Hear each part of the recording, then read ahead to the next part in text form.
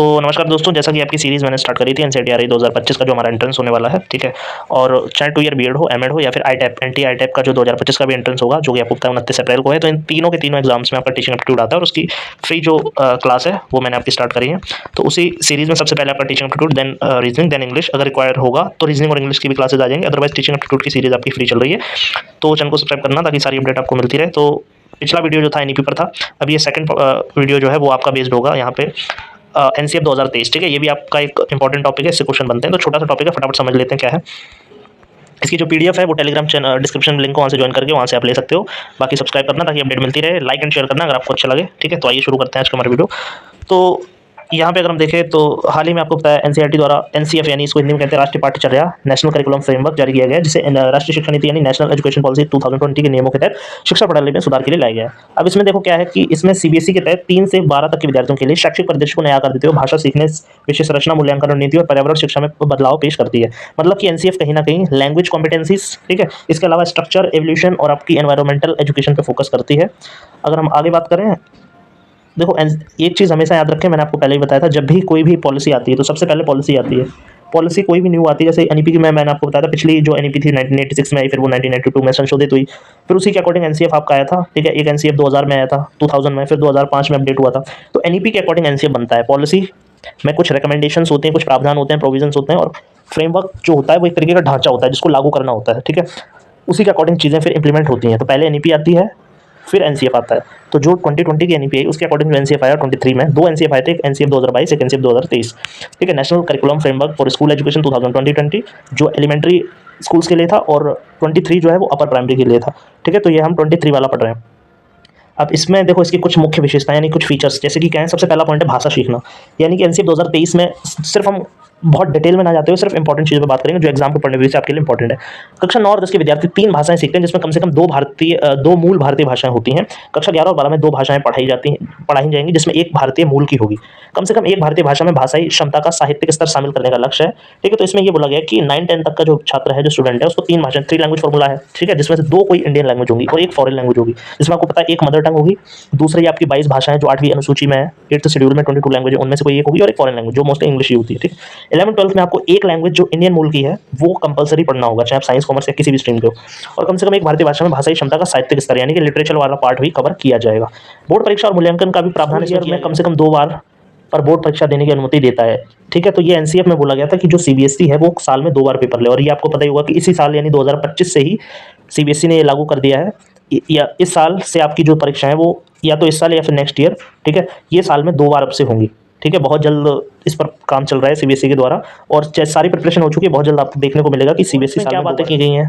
तो एनईपी 2020 के दिशा निर्देश यानी गाइडलाइंस के अकॉर्डिंग सीबीएसई के तहत ग्रेड 3 से 12 यानी ये ग्रेड 3 से 12 तक की नई पाठ्य पुस्तकें तैयार करने हेतु आवश्यक रूपरेखा। अब इसमें एक चीज़ ये भी बोली गई कि नई बुक्स बनाई जाए, इसलिए आप देखो एनसीईआरटी बहुत तेजी से नई बुक्स बनाने में लगा हुआ है। पूरा क्लास 3 से 12 तक की सारी न्यू बुक्स छप रही है, ठीक है। क्लास 3 से 12 के लिए पाठ्य पुस्तकों को 21वीं सदी की आवश्यकता के अनुरूप बनाया जाए, इसीलिए नई किताबें छप रही हैं। दूरदर्शिता और वर्तमान संदर्भ में समन्वय सुनिश्चित करने पर ध्यान दिया जाए, मतलब चीज़ों में ट्रांसपेरेंसी हो और जो रेलिवेंट कंटेंट है वो हो, जो आज की 21st सेंचुरी में रेलिवेंट हो, वो चीज़ें पढ़ाई जाए। अनिवार्य और वैकल्पिक विषयों में परिवर्तन।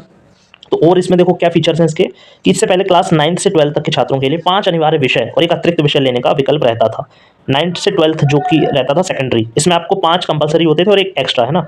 अब क्लास 9 और 10 के लिए अनिवार्य विषयों की संख्या 7 है, यानी कि आपको टोटल 7 सब्जेक्ट कंपलसरी पढ़ने पड़ेंगे, और क्लास 11 और 12 के लिए 6 हैं, ठीक है। जो पहले 5 अनिवार्य थे वो अब 7 आपके अनिवार्य हो गए हैं। 7 सब्जेक्ट आपके मैंडेटरी हैं, और 11-12 में आपके 6 सब्जेक्ट जो हैं वो मैंडेटरी होंगे। वैकल्पिक विषय में देखो क्या आएगा कि जो आपका वैकल्पिक विषय पहले समूह में कला, शिक्षा, ठीक है, मतलब art education, physical education, commercial education सम्मिलित था। दूसरे समूह में सामाजिक विज्ञान, मानकीय और अंतर विषय जैसे सब्जेक्ट थे। तीसरे समूह में विज्ञान, गणित और कंप्यूटर सोच, ठीक है, कंप्यूटेशनल थिंकिंग, ये सब थे। अब छात्रों के लिए विकल्प की सुविधा, अब यानी ऑप्शन वाला भी, वो भी ऑप्शन वाली चीज़ भी रखी गई है, ठीक है। ऑप्शन की अगर हम बात करें तो छात्रों के लिए विकल्प, क्या विकल्प का प्रावधान है देखते हैं। अधिक लचीलापन विकल्प प्रदान करने के लिए माध्यमिक चरण को पुनः डिजाइन किया गया, जो मिडिल स्टेजेस को दोबारा रिस्ट्रक्चर किया गया है। शैक्षणिक और व्यावसायिक विषयों या विज्ञान, सामाजिक विज्ञान और कला और शारीरिक शिक्षा जैसे विषयों में कोई बड़ा अंतर नहीं है, यानी सब्जेक्ट्स को इंटीग्रेटेड करके बताया जाएगा। और इसके साथ जो क्लास 11th में आर्ट्स, कॉमर्स, साइंस अलग हो जाते थे वो भी अब नहीं होगा। अब आप अपने अकॉर्डिंग कोई भी ऑप्शन है आपके पास, कोई भी 6 सब्जेक्ट आपको 11-12 में चुनने पड़ेंगे, और 9-10 में आपको 7 सब्जेक्ट कंपलसरी पढ़ने हैं। तो यहाँ पे एक फ्लेक्सिबिलिटी होगी, लचीलापन है कि आप बहुत ज़्यादा स्ट्रिक्ट चीज़ें नहीं, आप अपने हिसाब से सब्जेक्ट्स ले सकते हो। विद्यार्थी अपने स्कूल छोड़ने के प्रमाण पत्र के लिए विषयों का दिलचस्प संयोजन चुन सकते हैं। अब आ जाते हैं एनवायरमेंटल एजुकेशन का क्या प्रावधान है। पर्यावरण जागरूकता और स्थिरता पर बल दिया गया है, ठीक है, मतलब एनवायरमेंटल अवेयरनेस की बात की गई है।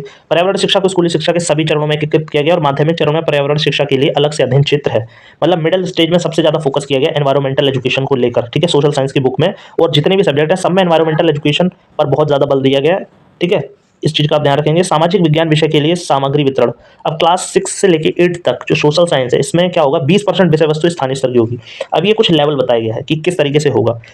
तो अब जो 6 से लेकर 8 तक की सोशल साइंस की किताब होगी उसका जो कंटेंट है उसमें 20% चीज़ें तो लोकल होंगी, 30% क्षेत्रीय होंगी, 30% होगी राष्ट्रीय और वैश्विक स्तर की 20, मतलब इसका 100% का रेशो इन्होंने बांट दिया है, ठीक है। 2 3 3 2, 3 3 6 2 8 2 10, यानी कि कुछ इस तरीके से आप मान लो अगर 100% टोटल सिलेबस जो बनेगा उसमें 20% तो स्थानीय है, यानी जिस स्टेट में चीज़ें पढ़ाई जा रही हैं 20% कंटेंट वहाँ का हो जो उसके आसपास लोकल एनवायरनमेंट से जुड़ा हो, 30% ऐसा हो जो क्षेत्रीय है यानी स्टेट लेवल की चीज़ें पढ़ाई जाए, 30% देश यानी कि भारत की बात की जाए अपने देश के लेवल पे, ठीक है, नेशन वाइड, और 20% चीज़ें ग्लोबल कॉन्टेक्स्ट में। फॉर एग्जांपल अगर किसी कोई ज्योग्राफी का आप चैप्टर पढ़ा रहे हो तो 20% कंटेंट एग्जांपल जो भी आप यूज़ करो वो आपके आसपास ही बच्चे को दिखें, वो चीज़ यूज़ हो, 30% स्टेट लेवल पे वो चीज़ें फीचर्स हो, 30 और फिर 30% आपके नेशनल लेवल पे और 20% ग्लोबल से रिलेट करके चीज़ें पढ़ाई जाएँ। एनसीएफ की रूपरेखा को जान लेते हैं, ठीक है। तो इसमें परिचय है, फिर इसके खंड हैं, उद्देश्य हैं। अब इसमें अगर हम बात करें तो एनसीएफ जो है एनईपी 2020 के प्रमुख घटकों में से एक है जो एनईपी 2020 के उद्देश्य, सिद्धांत और दृष्टिकोण से सूचित है। एनसीएफ में पहले चार संशोधन, अब देखो ये भी पूछ सकता है आपसे कब कब पिछले एनसीएफ आए हैं, तो पहला आया था 1975 में, फिर 1998 में, फिर 2000 में, फिर 2005। 4 एनसीएफ अब तक आ चुके हैं, 1975, 1988, 2025, ठीक है। ये प्रस्तावित संशोधन लागू होता है तो ये ढांचे का 5वां संशोधन होगा, मतलब जो अब आएगा ये लागू होते ही ये 5वां संशोधन होगा। 1975, 1988, सन 2000, 2005 के बाद ये आपका 5वां संशोधन एनसीएफ है।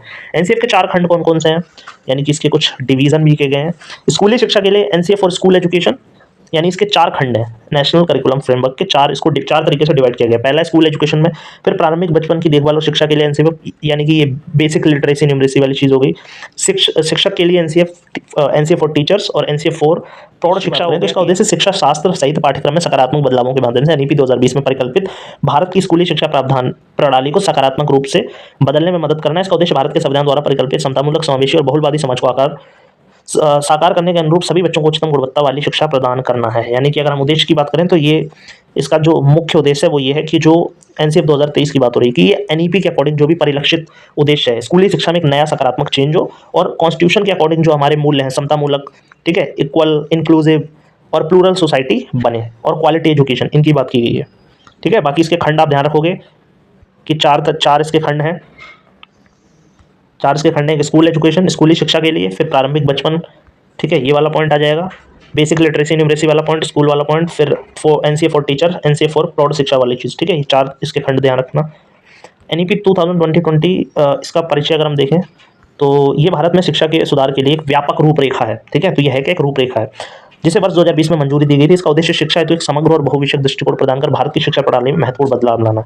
समग्र और बहुविषयक, समग्र का मतलब होता है एक ब्रॉड टर्म में देखें जिसमें सारी चीज़ें समाहित हों। बहुविषयक दृष्टिकोण का मतलब मल्टी सब्जेक्चुअल अप्रोच, ठीक है, मतलब कई सारे डायमेंशन से सोचने वाली जो अप्रोच है वो बहुविषयक दृष्टिकोण हो गया। एनईपी 2020 की विशेषताएं क्या थी? प्री स्कूल के माध्यमिक स्तर शिक्षा का सार्वभौमिकरण, यानी हर किसी तक एजुकेशन का एक्सेस हो, छात्रों के संज्ञानात्मक और सामाजिक भावनात्मक विकास पर आधारित नई शैक्षणिक और पाठ्यक्रम संरचना, यानी ऐसा पाठ्यक्रम बनाया जाए जो बच्चों का कॉग्निटिव, सोशल, इमोशनल तीनों जो डोमेन है, ठीक है, उनका डेवलपमेंट करे, यानी होलिस्टिक डेवलपमेंट की बात की गई है। प्राथमिक शिक्षा में मूलभूत साक्षरता और संख्यात्मक कौशल, ये मैंने बताया था एनईपी वाली वीडियो में कि जो बेसिक लिटरेसी न्यूमरेसी उस पर फोकस किया गया है, और शिक्षा में अनुसंधान यानी एजुकेशन में रिसर्च एंड डेवलपमेंट पे बल दिया जाए। और ये तो मैंने बता ही दिया था कि ये किस तरीके से है, ठीक है। इसको फिर भी एक बार फटाफट जान लेते हैं। इसमें मैंने बताया था आपको फाउंडेशनल स्टेज है, प्रीपरेटरी, मिडल, सेकेंडरी। फाउंडेशन 5 साल का है, प्रीपरेटरी 3 साल का है, मिडल भी 3 साल का है, सेकेंडरी आपका 4 साल का है। तो इसमें आपको प्ले एक्टिविटी वगैरह करा के सिखाया जाएगा। फिर प्रीपरेटरी में आपका प्ले डिस्कवरी एक्टिविटी बेस्ड होगा। मिडल में क्या होगा, एक्सपीरियंशियल लर्निंग पे फोकस होगा, साइंस, मैथ, सोशल साइंस, ये सब्जेक्ट आप पढ़ोगे। सेकेंडरी की बात करें तो यहाँ पे